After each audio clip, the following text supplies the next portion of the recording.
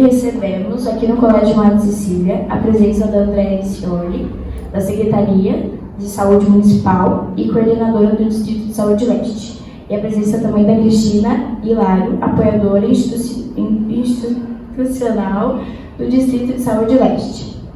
A gente tem algumas perguntas a fazer a vocês. Vamos lá. Como que é organizado o sistema de saúde pública no nosso município? Bom, a Prefeitura de Campinas tem a Secretaria de Saúde e a Secretaria de Saúde ela tem vários departamentos dentro dela. Tem o Departamento de Saúde que lida mais com as questões assistenciais, tem o Departamento de Vigilância que lida com as questões de vigilância sanitária e epidemiológica, tem o Departamento de Prestação de Conta, tem o Departamento de Convênios, que é o DGDO, tem o Departamento Administrativo e tem uma parte que lida com recursos humanos específicos da saúde. Aí a gente, eu e a Cris, a gente fica localizada dentro do Departamento de Saúde que lida mais diretamente com as questões dos centros de saúde, dos equipamentos de policlínica, com os equipamentos de saúde mental. Além disso, a Prefeitura ela divide o território dela, que é muito grande, em 5 distritos de saúde. A escola de vocês, está dentro do Distrito de Saúde Leste.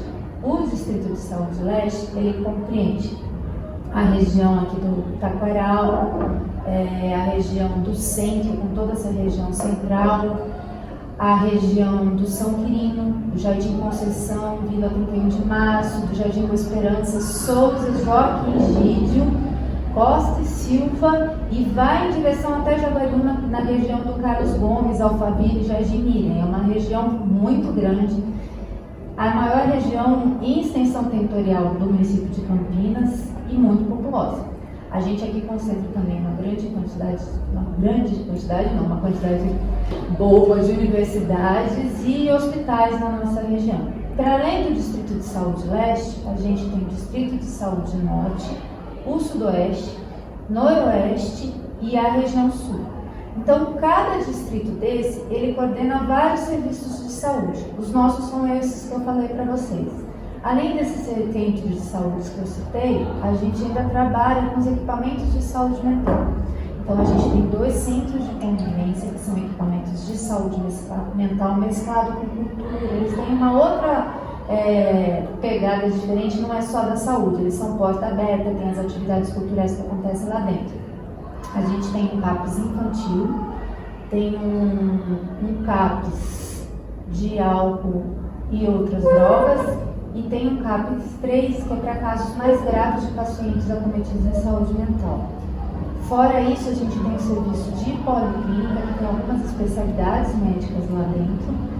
Na nossa região, que é a região leste também, a gente tem o serviço de reabilitação física do município e o ambulatório de DSTAs. E tem também o centro de referência do idoso. Tudo isso é localizado e o consultório na rua, que é vinculado mais à região central de Campinas, mas também atende os pacientes moradores de rua em toda a região leste e em outras regiões também.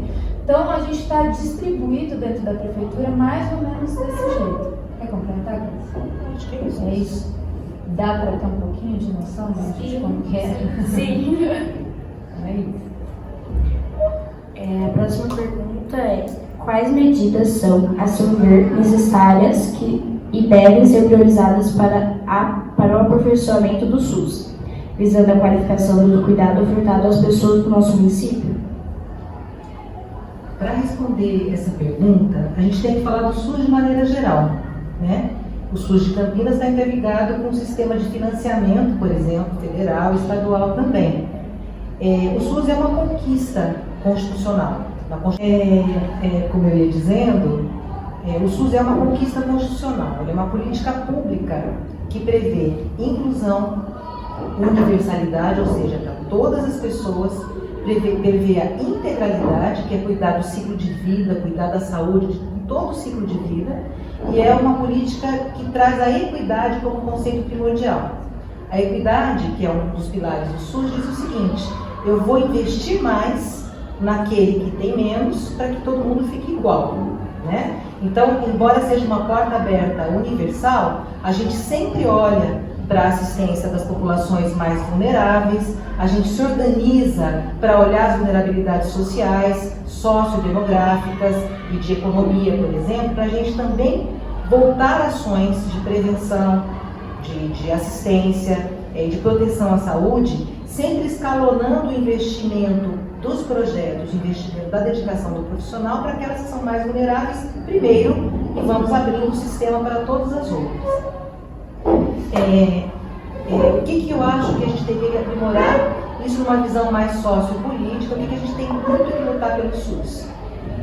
Nos últimos tempos, e em especial nos últimos 2 anos, nós tivemos um golpe muito duro para o SUS, que foi o congelamento do financiamento por 20 anos. Isso significa que a gente vai ter uma dificuldade de captação de financiamento e a gente meio que fica estagnado naquela questão que a Andréa apontou na primeira resposta, no primeiro comentário que ela fez. Se eu tenho que ser universal, se eu tenho que garantir acesso, se eu tenho que olhar para essa questão da equidade, eu deveria ter equipes de saúde da família para 3.500 pessoas, quando necessário assim, ou um pouquinho maior quando as populações forem menos vulneráveis, para que eu consiga ser universal, horizontal, integral e equânime. Então, eu acho que um grande desafio para a gente hoje no Brasil é tentar reverter essa questão do financiamento, para que a gente tenha garantido o acesso da população, que a gente tenha escalonadamente, obviamente, mas aquela pessoa que precisa de um acesso urgente, consiga ter a porta de urgência para entrar, que os nossos profissionais estejam em números suficientes na atenção básica, por exemplo, nos centros de saúde, para poder olhar e fazer projetos para o território, olhar um território muito vulnerável, onde, por exemplo, tem uma favela, um conglomerado de famílias, onde tem prevalência de algumas doenças e que a gente possa fazer projetos que previnam o adoecimento. Então, eu acho que o nosso maior desafio no SUS hoje continua sendo a questão do financiamento. Eu acho que tem uma coisa que é interessante, provavelmente vocês utilizam algum tipo de convênio e tem pouco acesso aos serviços de saúde público aqui em Campinas. A gente tem no SUS a figura do generalista. Quem é essa pessoa? É um médico com formação geral. A gente normalmente nos convênios médicos a gente vai atrás do cardiologista, do ginecologista, do dermatologista. Esse não. Esse é o cara que concentra um tanto de formação de todas essas especialidades médicas. E o SUS tem se organizado com uma figura desse profissional médico, que é um profissional hoje em falta dentro do Sistema Único de Saúde. Eu acho que essa é uma grande dificuldade que a gente tem. As universidades ainda, elas oferecem mais vagas na residência das especialidades e menos vagas na residência geral. Então essa é uma dificuldade também que a gente tem que superar e vencer para a gente ter mais desse profissional para trabalhar do jeito que a gente quer. É muito importante que nós tenhamos mais profissionais médicos relacionados com a saúde clínica geral, que pode ter uma noção de uma medicina integrada e depois que faça então o direcionamento nas especialidades.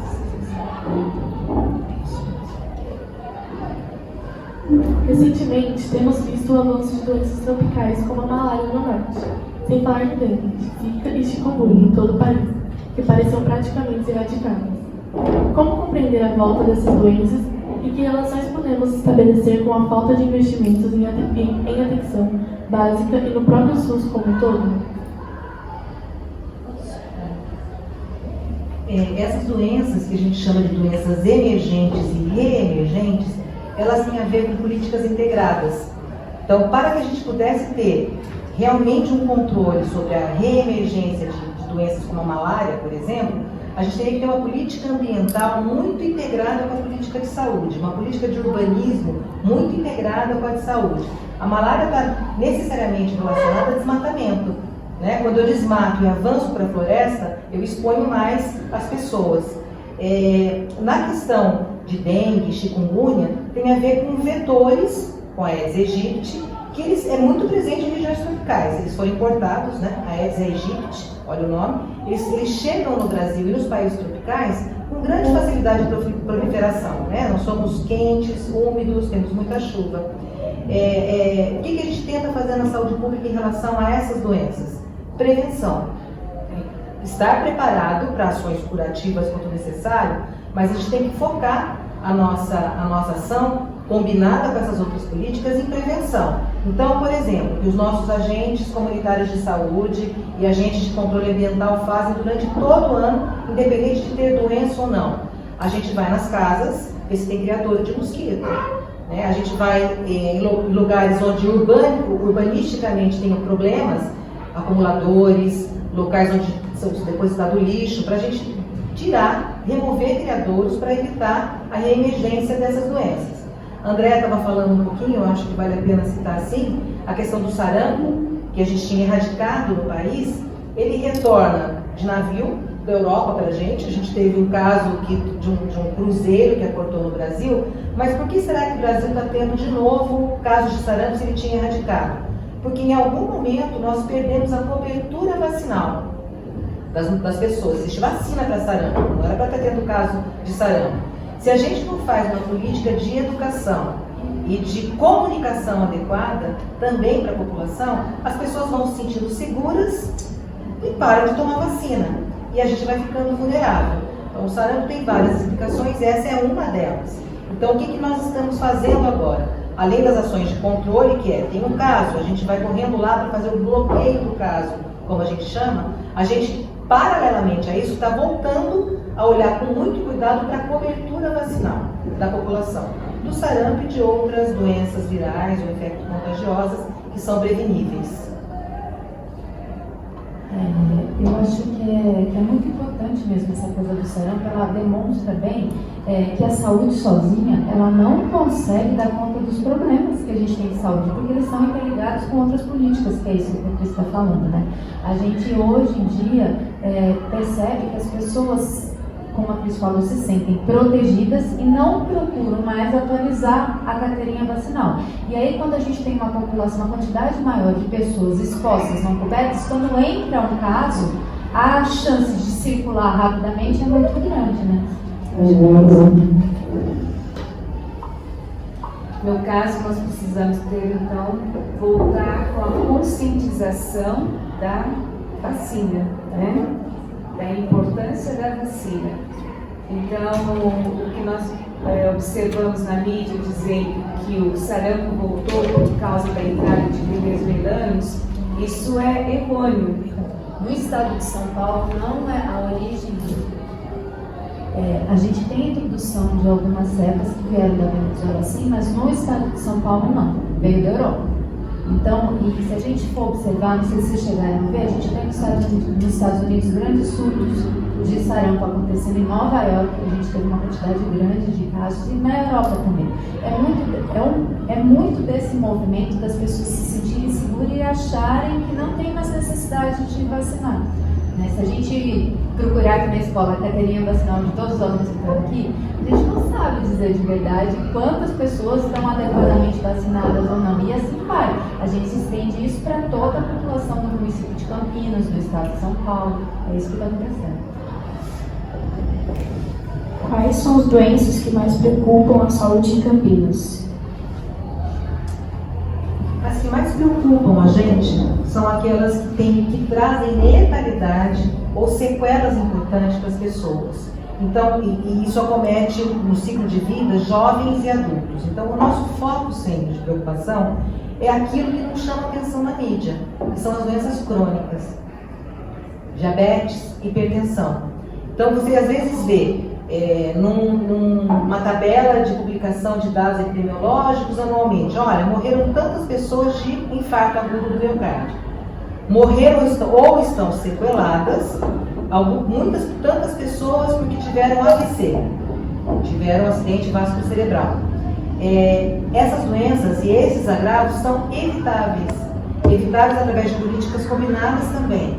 A diabetes é evitável ou é controlável, a hipertensão é evitável ou é controlável. Então, hábitos saudáveis de alimentação, hábitos saudáveis de movimentação do corpo, atividades físicas, são sempre preventivas para quem já tem a diabetes ou hipertensão ou para quem possa adquirir.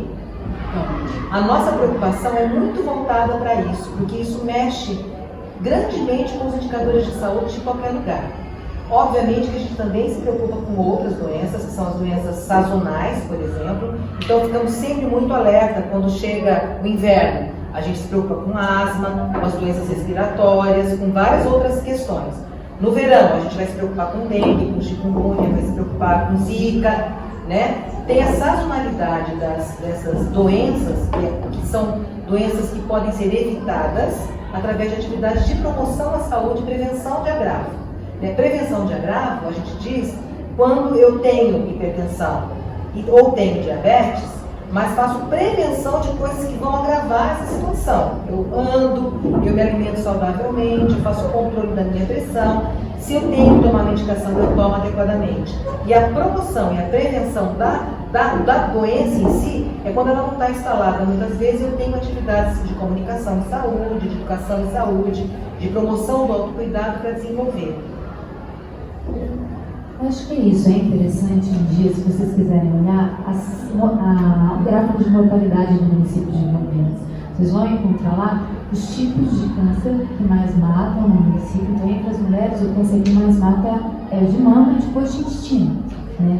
E as doenças associadas aos problemas de hipertensão e diabetes são as doenças que mais matam mesmo. Em Campinas, no estado de São Paulo, e a gente começa a crescer isso, vocês vão ver que no panorama mundial, à medida que a gente vai conseguindo controlar mais as doenças tropicais, sazonais, a gente vai envelhecendo, e envelhecendo a gente começa a ter as outras doenças que a gente não teria se a gente tivesse falecido novo, entendeu, gente? Então, aí vem a importância dessas doenças que a gente chama de silenciosas, porque elas vão acometendo a gente devagarinho, aos poucos, e de repente trazem problemas sérios de saúde pra gente.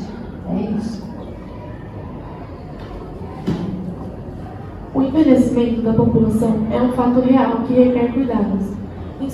Na opinião de vocês, como a saúde pública do município pode se preparar para implicações dessa transição epidemiológica e demográfica? É a mesma coisa. Então, a gente está dentro do distrito que tem a maior proporção de idosos do município, aqui no Distrito Leste. Então, se a gente vai ver, a gente recebe, gente, os boletins de informes de óbito de todo mundo no centro de saúde, conforme a pessoa vai. Então, a gente vê aqui muitas pessoas na faixa dos 80, 90 morrendo, né? Isso é bem bom, porque senão que a gente está vivendo mais aqui. Mas para a gente envelhecer, a gente tem que começar a pensar em envelhecer com saúde. Então, a gente também percebe nessa região, principalmente na região central, um grande número de idosos vivendo sozinhos. Os filhos crescem, tomam um rumo na vida, que é o normal, natural, e aí esses idosos começam a morar sozinhos. Então, essa é uma preocupação grande da gente dentro da saúde, mas que é ligada à área de assistência social também. Como é que a gente ampara as pessoas que estão envelhecendo e não tem mais condição de tomar conta delas próprias sozinhas? Isso é um grande problema que a gente tem que olhar para eles. A outra é essas medidas que a gente já estava falando. Então, investir em medidas de controle da população que fuma é importante. O tabagismo é uma coisa importante da gente lidar com ele. Sedentarismo, os hábitos alimentares da gente, a obesidade. Mas mais do que isso também, uma coisa que é ligada à saúde, são as atividades culturais e as vivências dos idosos. Eles têm envelhecido e têm ficado muito sozinhos. E isso é um fator sério que agrava muito a saúde deles. E a gente ainda não está preparado para isso, né? A gente normalmente tem o hábito de deixar o idoso mais restrito, ele não sai tanto. Começa a perceber, os idosos que têm mais saúde são os que têm mais círculos de convivência, que têm atividades espirituais, vão às igrejas, aos cultos, aos lugares que eles frequentam, que têm rodas de amigos que eles podem conversar, e trocar as experiências deles. Então, somado às questões de saúde específica mesmo, biológica, tem todas essas questões culturais e de convivência que afetam a saúde do idoso. Então, a gente tem que estar atento para essas duas questões, eu acho, principalmente. Acho que é isso. Acho que, como o André coloca, o envelhecimento, se você não cuida dessas questões, que são as lúdicas, as artísticas, a de circulação, ele traz isolamento. O isolamento traz 1000 coisas junto com ele, traz depressão, agrava as questões de memória do idoso e tudo mais. Quanto mais isolado ele fica, mais ele fica alienado do entorno. Uma coisa que a gente tem pensado, mas é aquilo que eu disse, se a gente não desbloquear o congelamento de financiamento, a gente não vai conseguir, por exemplo, criar muitos centros de convivência, que a Andréa falou. Esses lugares seriam perfeitos para eu ter os idosos circulando, assistindo um filme, uma tela de cinema, fazendo uma discussão depois sobre aquele filme, saindo de uma caminhada junto com as pessoas. Então, hoje em dia, o que a gente tem são alguns projetos bacanas que acontecem nas unidades básicas de saúde, mas que ainda não conseguem ser universais para toda a população idosa que necessita. Então, programas de caminhada, de Liancum, de outras modalidades de terapias complementares, a gente tem oferecido para essa população, é uma população muito carente. Então, se você vai num grupo muito de atividade física hoje, você vê pessoas acima da faixa de 50, 60 anos que aderem, aposentado ou está com uma dor nas costas e acaba indo para essas atividades. Uma outra coisa bem interessante que algumas unidades também estão fazendo agora, que eu acho que tem que ser o foco também da saúde, é nós cuidarmos dos cuidadores. Então, eu tenho às vezes o idoso que está acamado, está com sequelas, e quem cuida dele é a neta de 16. Ou então a esposa, que ele tem 88 e a esposa tem 80. Então, existe também uma questão que a gente tem que olhar aqui para o coletivo, de maneira solidária com o sofrimento. Não é só o idoso que está acamado que precisa do nosso olhar. Quem cuida dele também precisa.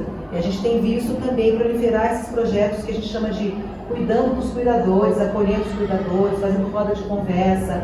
Vamos ouvir o sofrimento dessas pessoas, que elas se fortaleçam, e a gente consiga, inclusive, linkar esse sofrimento com as outras políticas públicas, da assistência social, que às vezes tem cuidador. Eu posso rodiziar um cuidador da assistência social para liberar a pessoa que cuida para respirar um pouco, também fazer suas atividades. Então, acho que e a gente aqui no Distrito Leste tem se deparado primeiro com essas questões, porque aqui as pessoas estão envelhecendo primeiro e vivendo mais.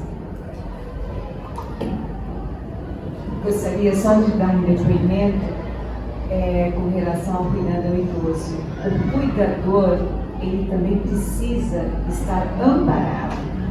E foi uma vivência que eu tive há alguns anos atrás, 4 anos com a minha mãe, e o quanto nós precisamos de um apoio, principalmente quando nós temos um idoso com mal de Alzheimer, né? E Parkinson, então eu vi, senti na pele a necessidade de um apoio para esse momento.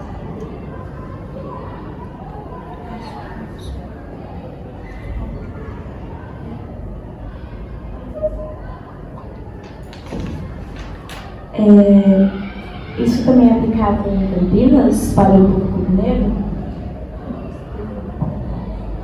Eu acho que é muito aplicável. Eu não sei se vocês sabem, que eu tenho muito orgulho de dizer isso, né? Embora tenha uma concorrência do mundo dizendo que o setor público é preguiçoso, que não trabalha, nós somos de uma geração que conquistou o SUS, que desbravou o SUS e que a gente ama e respeita o que faz. Então, eu vou dizer para vocês que Campinas foi a sementinha do SUS no Brasil. Aqui em Campinas, a população começou a se organizar, e intelectuais, sanitaristas, e as pessoas da saúde pública começaram a pensar nesse grande sistema público. Então, aqui em Campinas, nós temos muitas experiências que são de vanguarda. Elas aconteceram primeiro aqui, daqui elas foram copiadas para o restante do Brasil. Óbvio que a gente também não é dono da verdade, e a gente está observando também experiências exitosas em outros estados ou municípios, trazendo para nós também. Mas então, tudo que a gente está dizendo é muito aplicável aqui para Campinas. Essas experiências, por exemplo, que a gente diz para vocês, uma coisa importante, como lidar com medicação, ou como evitar tomar medicação o máximo que eu posso, se eu tenho ervas que eu posso tomar, chás que podem baixar minha pressão. Então, Farmácia Viva e vários projetos que Campinas desenvolve nesse sentido são premiados nacionalmente. Eles vão para fóruns de secretarias de saúde, de estado, do Brasil, e nós temos prêmios importantes em Campinas. O que nós precisamos, na verdade, é quebrar um preconceito contra a saúde pública para que as pessoas entendam, ela é para todos. e nós temos que ter capacidade de oferecê-la para todos, para todas as pessoas. Né? Acho que e assim a gente fortalece essa política pública, que não é de graça, a gente sempre fala isso. Né? O SUS não é de graça, o SUS não é para pobre, o SUS é pago com o imposto do cidadão desse país, né? O nosso salário, o imposto dos cidadãos estão pagando. Então, acho que a gente dizer que em Campinas é muito aplicável e que pensar sobre a defesa desse sistema único e universal de saúde e da qualidade, da qualificação do atendimento e da assistência que a gente presta é muita responsabilidade de Campinas, porque ela tem uma história de responsabilidade de início de todo esse pensamento. Bom, primeiramente quero agradecer a presença de vocês, em nome do nosso colégio Madre Cecília, e aproveitar o momento para salientarem a importância dessa entrevista esclarecedora que apontou caminhos e possibilidades para que a saúde de Campinas possa ser considerada de qualidade. Muito obrigada.